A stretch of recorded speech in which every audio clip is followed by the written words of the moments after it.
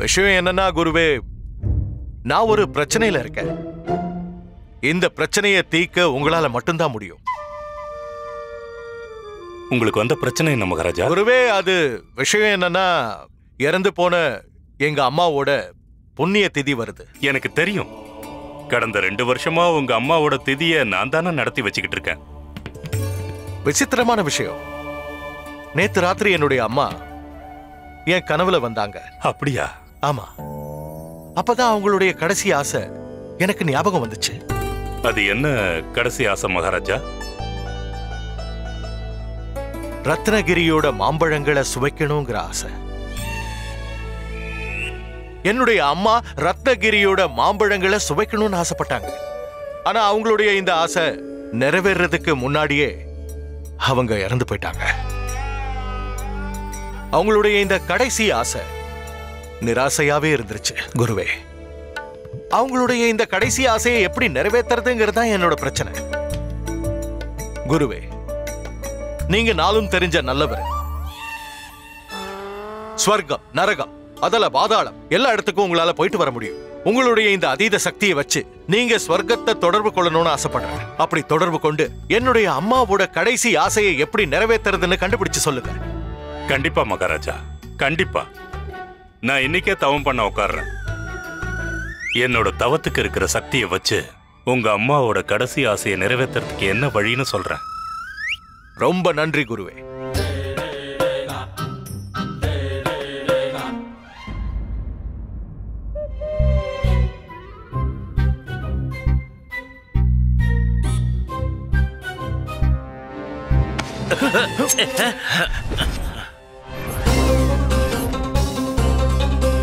யார் நீ?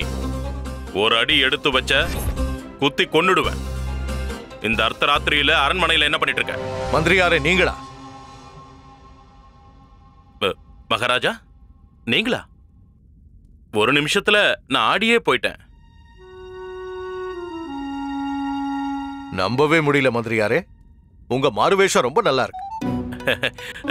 உண்மையை சொல்லணும்னா எனக்கு இந்த மாதிரி மாறுவேஷம் போடணும்னா ரொம்பவே பிடிக்கும் மகாராஜா.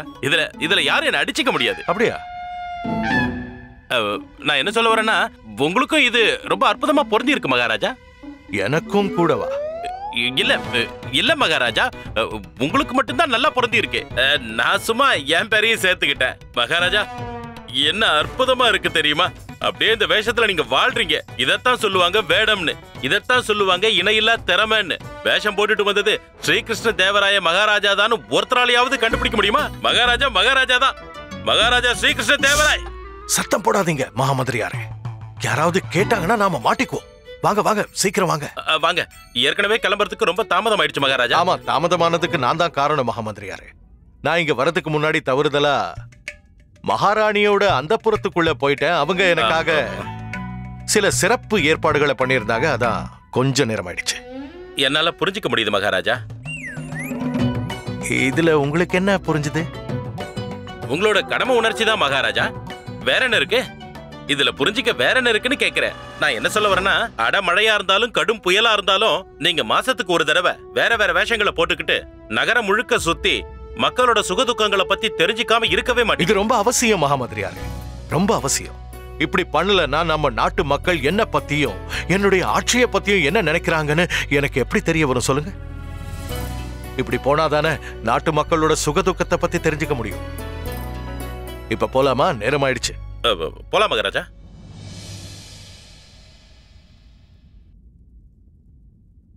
நீ எந்த ஊர்ல இருந்து வந்திருக்க? தெனாலியில இருந்து. தெனாலி கிராமமா? தெனாலினா நம்ம மகாராஜாவோட செல்ல பண்டிதர் ராமகிருஷ்ணனோட கிராமமா? நீ ஏன்பா அப்படி பேசுற? அவரை ஏன் செல்லன்னு சொல்ற? ராமகிருஷ்ணன் ஞானமுள்ள பண்டிதர், ரொம்ப அறிவாளி. இந்த ஊரு பூரா அவரோட அறிவையும் ஆற்றலையும் பாராட்டுது. மகாராஜாவும் தான். அதுல என்ன தப்பு இருக்கு? அதுல தப்பு இருக்குன்னு நான் சொல்லவே இல்லப்பா. சரி, ஒரு விஷயம் சொல்லு.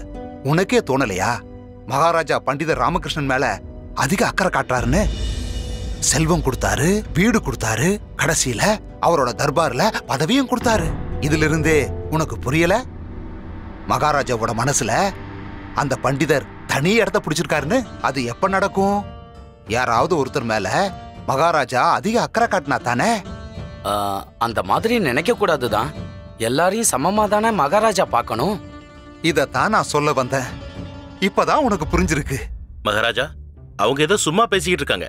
அவங்க பேசுறத நீங்க பெருசா எடுத்துக்காதீங்க. வாய்க்கு வந்தபடி பேசுறது மக்களோட குணம் தானே. இல்ல மகாமந்திரியாரே, மக்கள் தங்களோட ராஜாவை பத்தி என்ன நினைக்கிறாங்கங்கிறது ரொம்ப ரொம்ப முக்கியமான விஷயம். ஒருவேளை என்னுடைய மக்கள் என்னுடைய செயல்களையும் முடிவுகளையும் என்னுடைய அதே கண்ணோட்டத்துல பார்க்கலன்னா நான் ஏதோ தப்பு பண்றேன்னு அர்த்தம்.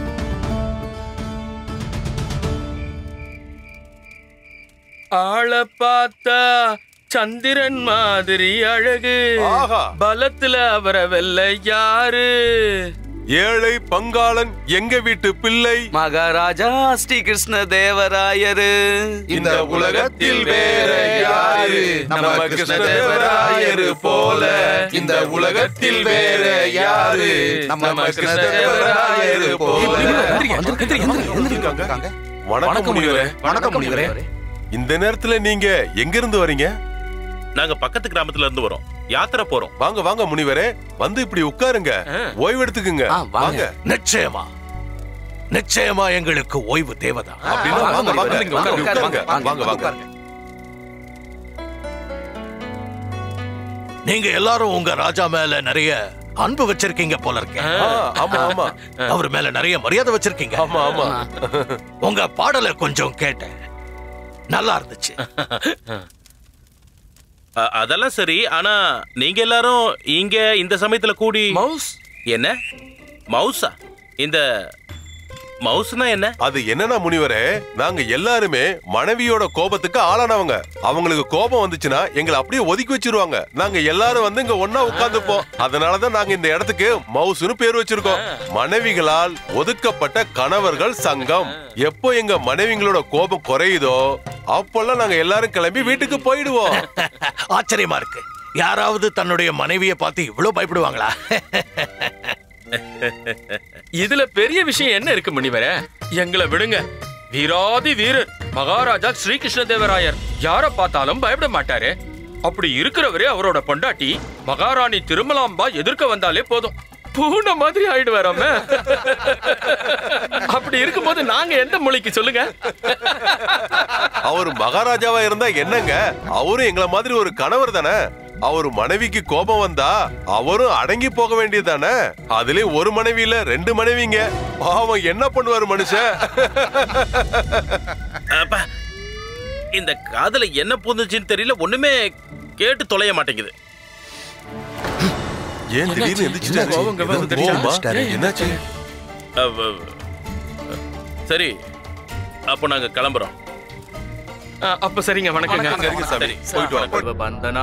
இந்த ராமகிருஷ்ணன் தன்னை ஒரு உன்னதமான பண்டிதனாவும் நல்ல மனிதனாவும் எல்லார் முன்னாடியும் வெளிப்படுத்திக்கிறான்.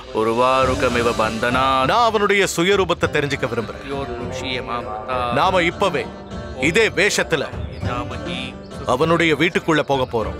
உருவாருகமிவ பந்தனாத் மிருத்யோர் முக்ஷியமாமிருதாத்.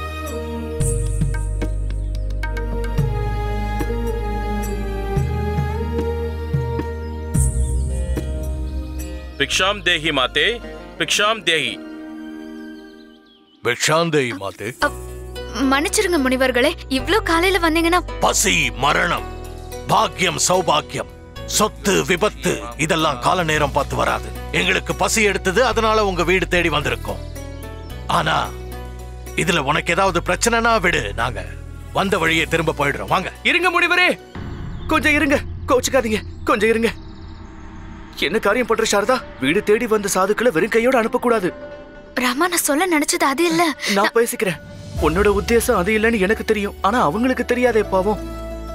முனிவர்களே, என் மனைவி உங்களை அப்படி நடத்தினதுக்கு பெரிய மனசு பண்ணி மன்னிச்சிடுங்க.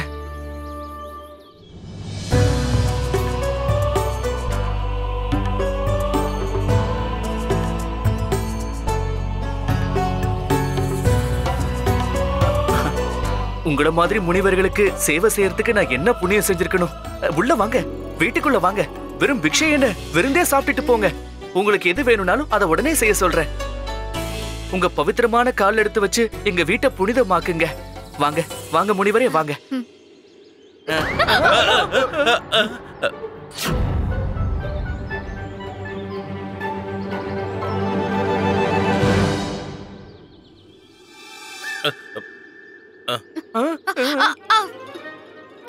யாரும் உள்ள வரக்கூடாது. எங்க நிக்கிறீங்களோ அங்கேயே நில்லுங்க. ஒரு அடி கூட முன்னாடி எடுத்து வைக்க கூடாது. அம்மா, என்ன வேலை பண்றீங்க? நாம செஞ்ச பாக்கிய சாதுக்கள் வீடு தேடி வந்திருக்காங்க. நீ என்னடானா? இவங்க சொல்றாங்க இவங்க 2 பேரும் சாதுக்கள் இல்லையா? அம்மா அவங்கள அடையாளம் கண்டுபிடிச்சிட்டாங்களா?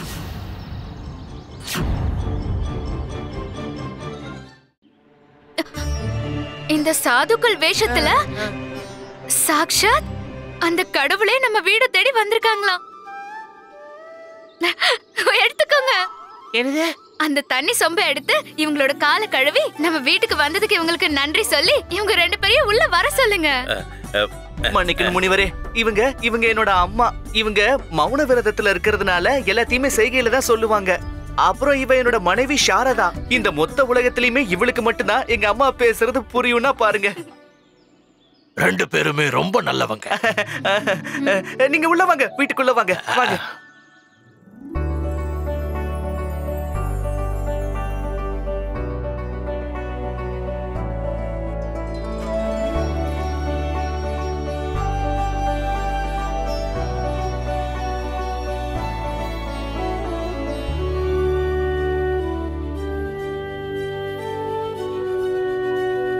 மங்களம் உண்டாகட்டும். இவன் தான் குண்டப்பா. இவன் என்னோட உயிர் நண்பன். குண்டப்பா, முனிவர்களுக்கு வணக்கம் சொல்லு.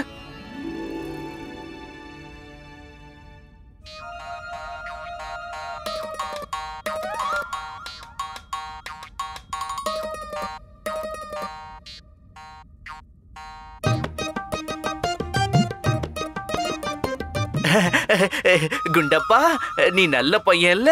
அப்படிலாம் பார்க்க கூடாது. இவரு ஒரு சாது, மிகப்பெரிய முனிவர். வீட்டுக்கு வர விருந்தாளிங்க கடவுளுக்கு சமம் இல்லையா? அதனால அவங்க கிட்ட இருந்து எதையும் வாங்குற உத்தேசத்தை மனசுல வச்சுக்காத. அட குருவே, நீங்க எதுக்கும் பயப்பட வேண்டாம். உங்க இடுப்புல கொத்துமணியை தொங்க விட்டுருக்கீங்கல்ல, அத பார்த்ததும் கொஞ்சம் உணர்ச்சி வசப்பட்டுட்டான். இவனுக்கு மணிங்கன்னா ரொம்ப பிடிக்கும். எங்க மணி சத்தம் கேட்டாலும் உடனே அது பின்னாடி ஓடிடுவான். வித்தியாசமான ரசனை. சரி, அப்ப நாங்க கிளம்புறோம். பிக்ஷை போட்டதுக்கு உங்க எல்லாருக்கும் நன்றி. இன்னும் கொஞ்ச நேரம் இருந்தீங்கன்னா உங்க 2 பேருக்கும் சாப்பாடு பரிமாறி புண்ணிய தேடிக்கிற வாய்ப்பு எனக்கு கிடைக்கும்.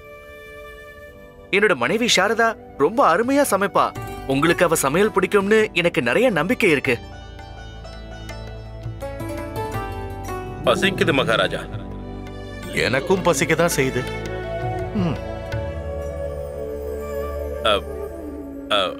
சரி, அதுக்குன்னு நீங்க வீட்டுல எதுவும் தயார் பண்ண வேண்டிய அவசியம் இல்ல. உங்க வீட்டுல என்ன இருக்கோ அதை கொண்டு வாங்க. இனிப்பு, பழங்கள் எதுவா இருந்தாலும் சரி.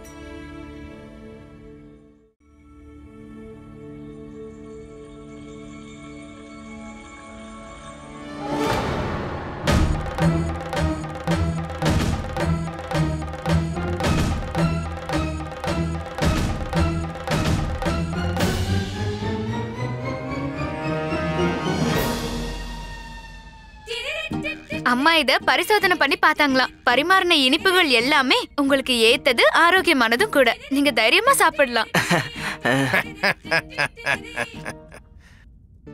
உங்க அம்மா மௌன விரதம் இருக்காங்களே தவிர அவங்களுக்கு பேசுறது ரொம்ப பிடிக்கும் போல இருக்கு.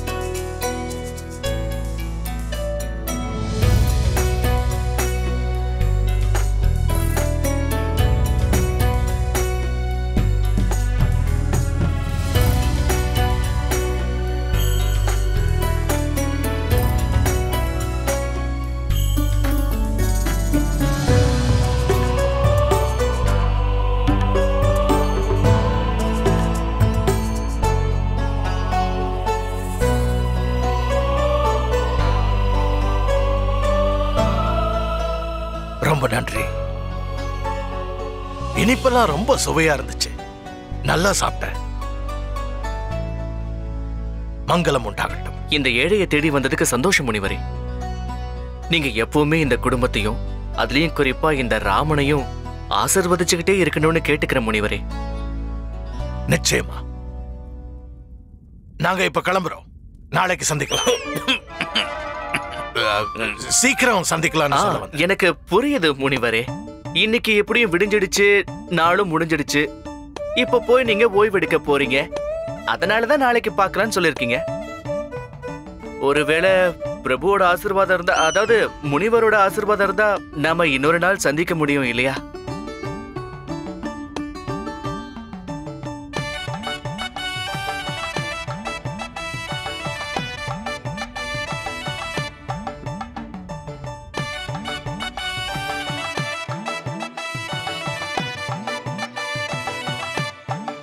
இதுல இருந்து என்ன தெரிஞ்சுக்கிட்டீங்க மகாராஜா? வேற என்ன, இனிப்பு சுவையா இருந்துச்சுன்னு தெரிஞ்சுக்கிட்டேன்.